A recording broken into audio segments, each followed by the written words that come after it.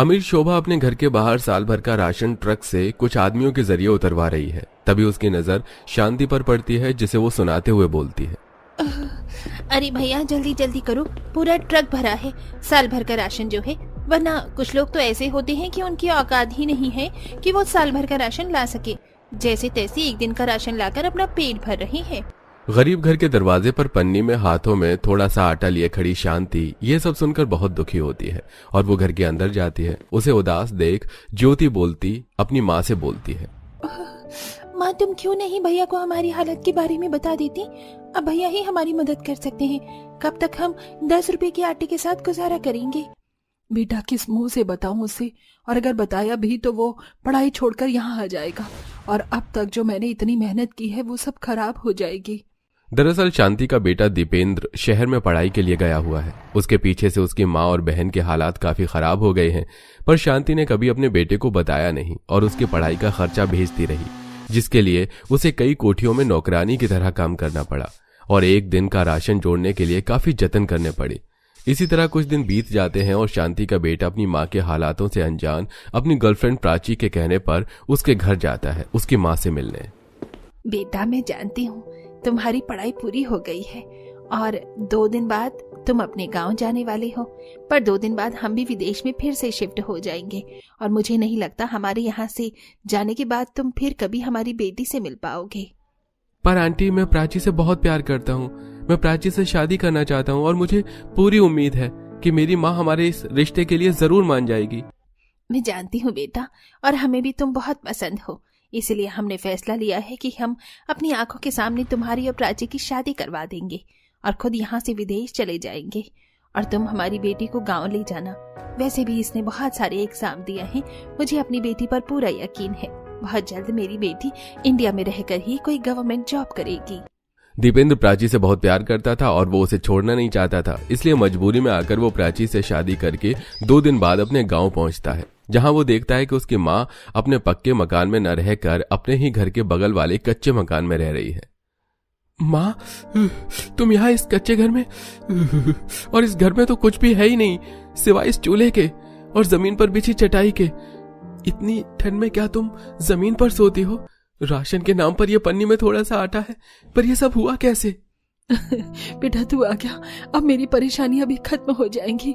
तू नहीं जानता, पर 2 साल पहले जब तेरे पिता का देहांत हुआ था तब तेरी ताई जी ने हमारी सारी जमीन हड़प ली और हमें हमारे घर से निकाल दिया और बदले में मुझे ये कच्चा मकान रहने को दे दिया।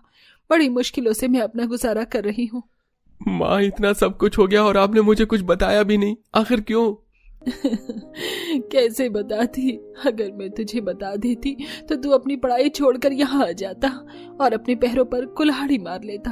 अब तेरी पढ़ाई पूरी हो गई है, अब मुझे पूरी उम्मीद है कि तू हमारे बुरे हालातों को ठीक कर देगा।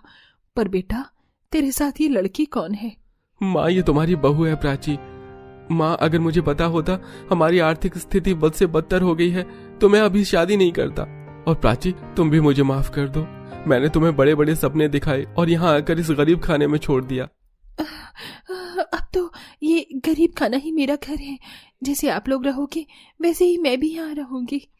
बहू मैं नहीं जानती तूने क्या क्या सपने देखे होंगे, पर अपनी सास को माफ कर दे, तुझे मेरी वजह से यहाँ रुकना होगा। कोई बात नहीं माँ, अब मैं आ गया हूँ ना, सब ठीक हो जाएगा। बहुत दिन हो गए तुम्हारे हाथों का खाना खाए हुए, कुछ खाने को दे दो। खाने का नाम सुनकर शांति की आंखों में आंसू बहने लगते हैं और वो अपने बेटे बहू को चटाई पर बिठाकर एक प्लेट में रात की बची हुई सूखी रोटी खाने को देती है। माफ करना बच्चों, पर मैं तुम्हें इस बासी सूखी रोटी के अलावा कुछ और खाने को नहीं दे सकती, क्योंकि मेरी आर्थिक स्थिति इतनी ज्यादा खराब है कि एक दिन का खाना भी जोड़ पाना मेरे लिए मुश्किल हो रहा है। कोई बात नहीं माँ जी, मुझे तो इस रोटी में भी स्वाद आ रहा है। प्राची की अच्छाई और समझदारी देखकर न सिर्फ शांति हैरान रहती है बल्कि दीपेंद्र भी हैरान रह जाता है। अब इसी तरह 2 दिन बीत जाते हैं और प्राची देखती है कि उसकी सास सुबह 5 बजे ही कड़ाके की ठंड में उठकर घर से बाहर जा रही है। दीपेंद्र उठो, देखो माँ जी इतनी सुबह ठंड में कहाँ जा रही हैं, उन्हें रोको। आखिर माँ इतनी सुबह कहाँ जा सकती हैं? तुम रुको, मैं जरा बाहर से देखकर आता हूँ। दीपेंद्र अपनी माँ से जब तक बात करने के लिए बाहर जाता है वो देखता है कि उसकी माँ जा चुकी है। कुछ देर बाद सूरज निकल जाता है और सुबह हो जाती है। नंद ज्योति चूल्हे पर लाल चाय चढ़ाकर बाहर झाड़ू लगा रही होती है। इतने में प्राची उठती है। परेशान प्राची मिट्टी के चूल्हे पर खाना बनाने की सोचती है। दीपेंद्र, मुझे बहुत भूख लग रही है और माँ जी अब तक घर नहीं आई। नंद जी भी काम में लगी है और मैंने आज से पहले कभी भी मिट्टी के चूल्हे पर खाना नहीं बनाया। मेरी थोड़ी मदद कर दो ना। मैं जब तक ज्योति से बाहर से लकड़ी लेकर आ रही हूँ तब तक तुम देख लो घर में खाने को क्या क्या रखा है। इतना बोलकर प्राची ज्योति के साथ घर के बाहर से लकड़ियां घर में लेकर आती है और उन्हें जलाने की कोशिश करती है। तो वहीं दीपेंद्र घर में रखे हर डिब्बे बर्तन को खोलकर देखता है और वो सारे के सारे खाली नजर आते हैं। ज्योति, ये क्या? घर में तो अन्न का एक दाना तक नहीं है। लगता है इसलिए माँ आज सुबह सुबह इतनी जल्दी उठकर बाहर गई है। हो ना हो वो जरूर खाने की ही तलाश में गई होगी। मेरी माँ हर दिन कैसे खाना जोड़ रही है वो सिर्फ वही जानती है। और एक मुझे देख लो, इतनी पढ़ाई लिखाई करने का भी कोई फायदा नहीं, क्योंकि अब तक मेरी नौकरी ही नहीं लगी। हाँ भैया, माँ एक वक्त का खाना जोड़ने के लिए बहुत मेहनत करती है। अब मुझसे उनकी ऐसी हालत नहीं देखी जाती। खाली डब्बा हाथ में लिए परेशान दीपेंद्र अपनी बीवी और बहन से बात कर ही रहा होता है कि तभी वहां उसकी ताई आ जाती है और उनके हालात देखकर उन पर हंसने लगती है। ओहो बेटा, तुमने तो यहाँ आकर अपनी माँ का काम बढ़ा दिया। बेचारी रोज कहीं से मांग कर तो कुछ करके खाने का इंतजाम करती थी, पर अब तो घर में 3 लोग हैं। बेचारी के लिए राशन जोड़ पाना तो बहुत मुश्किल होता होगा ना। वैसे अगर तुम लोगों को मेरी कोई मदद चाहिए तो बता दो, मेरे घर में तो साल भर का राशन जमा है। कोई जरूरत नहीं है, मैं अभी जिंदा हूँ और जब तक मैं जिंदा हूँ मैं अपने बहू बेटे का पेट भर सकती हूँ। और मेरे हालातों पर हंसो मत, क्योंकि हमारे इन हालात के जिम्मेदार भी तुम हो। और देख लेना, एक दिन मेरे बहू बेटे मेरा नाम रोशन करेंगे और मेरे घर में भी तुम्हारे घर की तरह साल भर का राशन एक साथ आएगा। रस्सी जल गई पर बल नहीं गया देवरानी जी। शोभा मुंह बनाकर वहां से चली जाती है, जिसके बाद शांति अपनी बहू के साथ बैठकर थोड़े से नमकीन चावल बनाती है। माँ जी, आपके पास न तो पैसे हैं और न ही घर में राशन, फिर आप ये राशन कहाँ से लेकर आई? बहू पेट भरने के लिए इंसान को काम करना पड़ता है। तेरी सास भी रोज सुबह 5 बजे उठकर मजदूरी करने जाती है, कोठियों में नौकरानी का काम करती है। देख, आज मैं 2 दिन का राशन ले आई हूँ। अब इस ठंड में 2 दिन तक हमें टेंशन लेने की जरूरत नहीं है। इतनी ठंड में अपनी सास को मेहनत करके राशन का इंतजाम करता देख प्राची की आंखों में आंसू आ जाते हैं। तो वहीं दीपेंद्र भी शहर जाने की ठान लेता है और जमीन पर ठंड में कांपते हुए बैठकर खाना खाते हुए बस कुछ दिन और माँ। ज्योति, आपको इसी तरह से स्ट्रगल करना होगा। मैंने सोच लिया है मैं शहर में जाकर काम करूंगा। यहाँ मेरे लायक कोई काम नहीं है। देखना आप, मुझे शहर में जाते ही नौकरी मिल जाएगी और हमारे हालात फिर से ठीक हो जाएंगे। हाँ भैया, ये ठीक फैसला किया आपने। पर शहर जाने के लिए पैसे? माफ करना प्राची, पर तुम्हारी माँ ने जो मुझे अंगूठी दी थी मैंने उसे बेच दिया। पर मैं तुमसे वादा करता हूँ जब मैं अच्छे पैसे कमाने लगूंगा तो वो अंगूठी वापस ले लूंगा। प्राची इन हालातों में भी अपनी नंद और सास का और पति का पूरा साथ देती है और दीपेंद्र थोड़े से पैसे लेकर शहर चला जाता है और कुछ पैसे अपनी मां को दे देता है। उन पैसों से 3 दिनों तक शांति अपनी बेटी और बहू का पेट भरती है और पैसे खत्म होने के बाद एक बार फिर से उनके सामने वही हालात आ जाते हैं। ज्योति और प्राची बहू, घर में राशन खत्म हो गया है और बहू ने कल रात भी खाना नहीं खाया था, इसलिए मैं ये कुछ कबाड़ का सामान बेचने जा रही हूँ। इससे इतना राशन तो आ ही जाएगा कि हम दोनों गरीब सास बहू का पेट भर सके। उफ, ये गरीब फिर से आ गई भीख मांगने की कगार पर। मुझे तो डर लगता है कि कहीं तुम्हारी सारी जिंदगी रोज का राशन जोड़ने में ही ना निकल जाए। पता नहीं कब आएंगे वो दिन जब तुम्हारे बेटे बहू इस काबिल होंगे कि तुम्हारे घर में भी साल भर का राशन आ सके।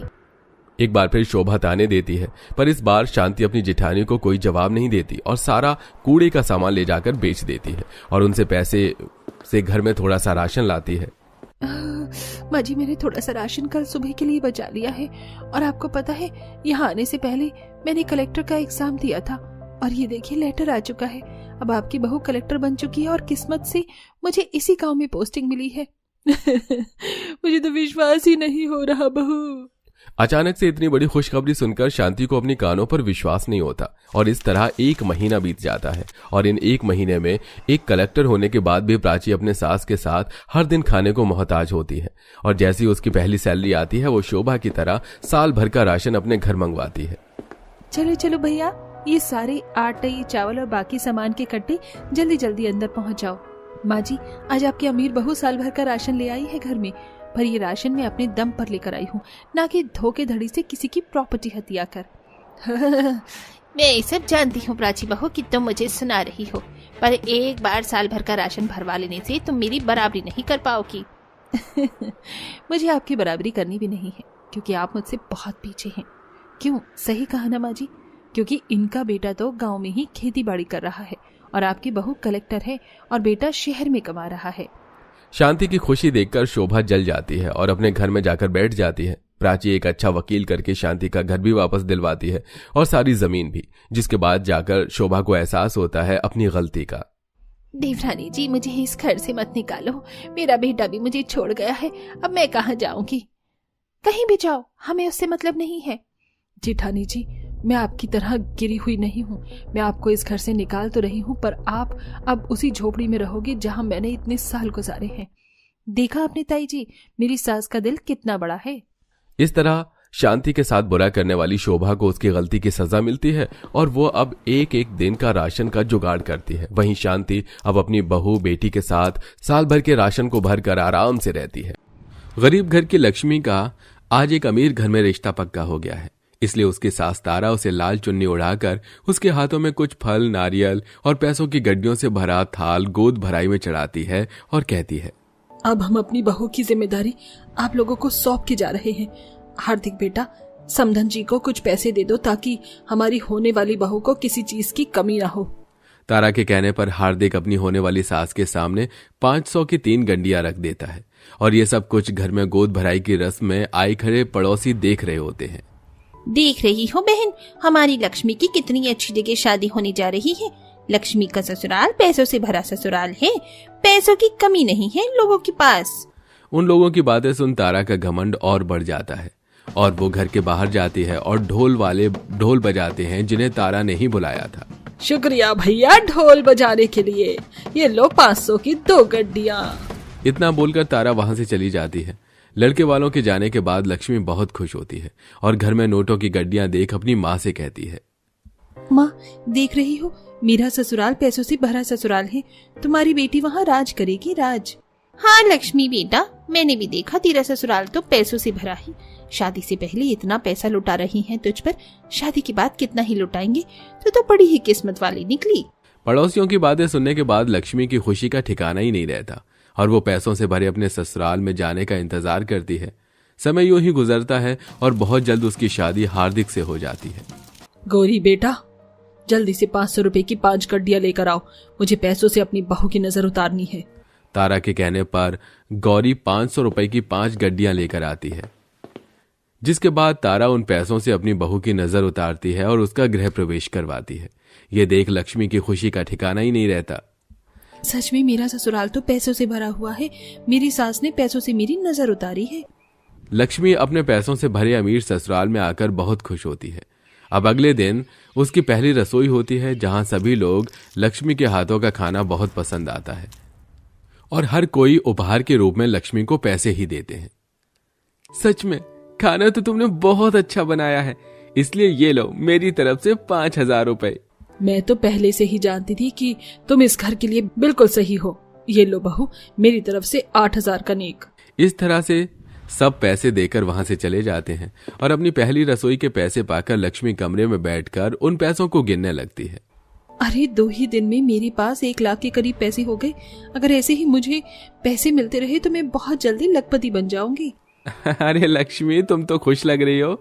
वैसे माँ कह रही थी कि शादी के बाद हमारे घर में रिवाज है कि नया जोड़ा 1 महीने के अंदर अंदर कुलदेवी के मंदिर जाता है। तो मैं तुम्हें अभी बता दे रहा हूँ, कुछ ही दिनों बाद हमें कुलदेवी के मंदिर जाना है, तो तुम्हें जो भी तैयारी करनी हो तुम कर लेना। हाँ। हार्दिक की बात सुनकर लक्ष्मी की खुशी दोगुनी हो जाती है। अब इसी तरह कुछ दिन बीत जाते हैं और एक दिन पूरा परिवार तैयार होकर अपनी कुलदेवी के मंदिर के लिए जाता है, जहां मंदिर के बाहर एक गरीब फूल वाले आदमी को देख लक्ष्मी को उस पर दया आती है और वो उससे उसके फूल लेने लगती है। अरे भैया, आप ये फूल मुझे दे दो। रुको भैया, हमें तुम्हारे फूलों की जरूरत नहीं है, अपना फूल अपने पास रखो। बहू, ये तू क्या करने जा रही थी? ये हमारी कुलदेवी का मंदिर है, यहाँ हम ऐसे गरीब लोगों से फूल लेकर माता रानी पर नहीं चढ़ाएंगे। सामने इतनी बड़ी बड़ी दुकान है, हम पूजा का सारा सामान वहीं से लेंगे। और ऐसे गरीब लोगों से पूजा का सामान लेकर तुम गरीबों को ये दिखाना चाह रही हो कि हम गरीब हैं? भूल गई क्या कि तेरा ससुराल पैसों से भरा है? पैसों की कमी नहीं है हमारे पास। ऐसे गरीबों से वो सामान लेता है जिनके पास पैसे नहीं होते। मालकिन, मैं गरीब हूँ, इन फूलों को बेचकर ही रोजी रोटी चला रहा हूँ। आप तो इतनी अमीर हैं, अगर आप मुझसे फूल ले लोगी तो गरीब नहीं हो जाओगी। अगर आप मुझसे फूल ले लोगी तो मेहरबानी हो जाती। पर कोई बात नहीं, आपको जैसा ठीक लगे। इतना भी क्या पैसा पैसा करना? फूल ही तो हैं, यही फूल बड़ी दुकान में भी मिलेंगे। माँ जी भी ना, शादी से पहले मैं तो फूल लेती भी नहीं थी और बगीचे से ही तोड़कर पूजा करने के लिए चली जाती थी। लक्ष्मी को उस गरीब फूल वाले के लिए बहुत बुरा लगता है। पूरा परिवार अब बड़ी सी दुकान पर जाकर महंगे पूजा का सामान लेते हैं और कुल देवी की पूजा करते हैं। पर पूजा करने के बाद दान पेटी में नोटों की कुछ गड्डी डालते हैं। गौरी बेटा, मेरा पर्स देना, उसमें से पंडित जी को भी तो दक्षिणा देनी पड़ेगी। बहू देख लो तुम भी कि हम कहीं भी पैसा खर्च करने से डरते नहीं हैं, इसलिए सस्ती चीजों पर ध्यान मत दिया करो। इस तरह तारा पंडित के हाथों में भी नोटों की गड्डियां देकर वहां से चली जाती है। अब इसी तरह कुछ दिन बीत जाते हैं और गौरी का जन्मदिन आ जाता है। इस बार मुझे कोई पार्टी नहीं चाहिए, मेरे को 5 स्टार होटल में खाना खाना है। ठीक है, अगर तुम्हारी यही इच्छा है तो हम तुम्हारे बर्थडे पर 5 स्टार होटल चलेंगे। वैसे भी शादी के बाद एक भी दिन लक्ष्मी 5 स्टार होटल नहीं गई, इसी बहाने वो भी थोड़ा घूम लेगी। गौरी के जिद करने पर पूरा परिवार 5 स्टार होटल में खाने के लिए जाता है, जहां सभी लोग अपनी अपनी पसंद का खाना मंगवाते हैं। पर जब लक्ष्मी अपनी पसंद का हक्का नूडल्स खाती है तो उसका मुंह बन जाता है। भैया, अपने शहर का बेस्ट रेस्टोरेंट है ये। हाँ, पर भाभी आप अपना फेवरेट नूडल क्यों नहीं खा रही? वो दरअसल मुझे यहाँ का नूडल पसंद नहीं आया। क्या हम बाहर से कुछ खा सकते हैं? अगर तुम्हें पसंद नहीं आया तो फिर हम किसी दूसरे रेस्टोरेंट में चलते हैं। वेटर, बिल लेकर आ जाओ। कुछ देर में वेटर बिल लेकर आता है और बिल देखकर लक्ष्मी हैरान रह जाती है। जैसे ही वो बाहर आती है तो उसे अल चाउमीन की रेहड़ी मिलती है, जिसे देख वो रेहड़ी से चाउमीन खाने की जिद करती है। बहू, अब तुम रेस्टोरेंट का खाना छोड़कर बाहर ठेले का खाना खाओगी? हम इतने गरीब नहीं हैं कि तुम्हें किसी दूसरे बड़े रेस्टोरेंट का खाना ना खिला सके। और लक्ष्मी, बाहर देखा है वो रेहड़ी वाला कितना अनहाइजीनिक तरीके से खाना बना रहा है। मैं तुम्हें बाहर का कुछ नहीं खाने दूंगा, वो खाना खाने से तुम्हारी तबीयत खराब हो जाएगी। हार्दिक और उसका पूरा परिवार अपने पैसे का शो ऑफ झाड़ने के चक्कर में लक्ष्मी की इच्छा को मार देते हैं और सब जाकर गाड़ी में बैठते हैं। गाड़ी में बैठकर भी लक्ष्मी उसी ठेले वाले को देखती हुई जाती है और अपने मायके के दिन को याद करती है, जहां वो 10-10 रुपए मिलाकर अपनी दोस्तों के साथ मिलकर ठेले से चाउमीन खाती थी। मजा आ गया खाकर। अंकल जी बेस्ट चाउमीन बनाते हो। वो तो है। अच्छा, अब घर चलते हैं, अगली बार ज्यादा पैसा जमा करके थोड़ी बड़ी दुकान पर जाएंगे। पैसे वाले ससुराल में आकर तो मैं अपनी खुशियां ही भूल गई हूँ। पहले मैं 10 रुपए की चाउमीन खाकर खुश होती थी और यहाँ 500 रुपए का नूडल खाकर भी खुशी नहीं मिली। अब इसी तरह कुछ दिन बीत जाते हैं और एक दिन गली में फेरी पर साड़ी वाला आता है, जहां लक्ष्मी अपनी पसंद की साड़ी ले लेती है। पर यह सब कुछ उसकी नंद देख लेती है और अपनी माँ को जाकर बता देती है। और तारा जब नीचे आती है तो तारा को देख उसकी पड़ोसी उस पर हंसने लगती है। तारा बहन, वैसे तो तुम इतनी अमीर बनती फिरती हो, नोटों की गड्डियां फाड़ती फिरती हो और तुमने अपने घर का नाम भी रखा है पैसों से भरा ससुराल। पर तुम्हारी बहू इतनी सस्ती साड़ी ले रही है, बहू पर पैसे नहीं खर्च करती क्या? बहू, करवा दी ना तूने सबके सामने मेरी बेइज्जती। तुझे साड़ी ही चाहिए थी तो मुझसे बोल देती, मैं इससे महंगी और अच्छी साड़ी तेरे को दिलवाती। पर तूने हमारी इज्जत का ख्याल न करके ये गंदी और सस्ती साड़ी ले ली। भाई साहब, अपनी साड़ी लो और यहाँ से जाओ। इतना बोलकर तारा घर में चली जाती है। अपनी सास का यह बर्ताव देखकर लक्ष्मी को बहुत बुरा लगता है। वो जिस पैसे वाले घर में आकर खुश थी, अब उसे वही पैसे वाला घर काटने को दौड़ता है। और रात को जब तारा उसे महंगी साड़ी लाकर देती है तो भी उसे खुशी नहीं होती। अरे वाह, तुम्हारी अलमारी कपड़ों से भरी है, फिर भी माँ तुम्हारे लिए 20,000 की साड़ी लेकर आई है। कितनी सुंदर लग रही है ये साड़ी। वही तो बेटा, पर तेरी बीवी की तो वही 500-600 वाली साड़ी पसंद थी। वैसे कल हम लोगों को तुम्हारे मामा जी के घर जाना है। तुम्हारे मामा जी बहू को देखना चाहते हैं, वो विकलांग हैं, कहीं आ जा नहीं सकते। लक्ष्मी का ससुराल तो खुश था, पर लक्ष्मी बिल्कुल भी खुश नहीं थी। अपने ससुराल वालों को देख उसे अपने मायके के दिन याद आते हैं, जहां वो 200 से 300 रुपए से ज्यादा महंगे कपड़े नहीं लेती थी।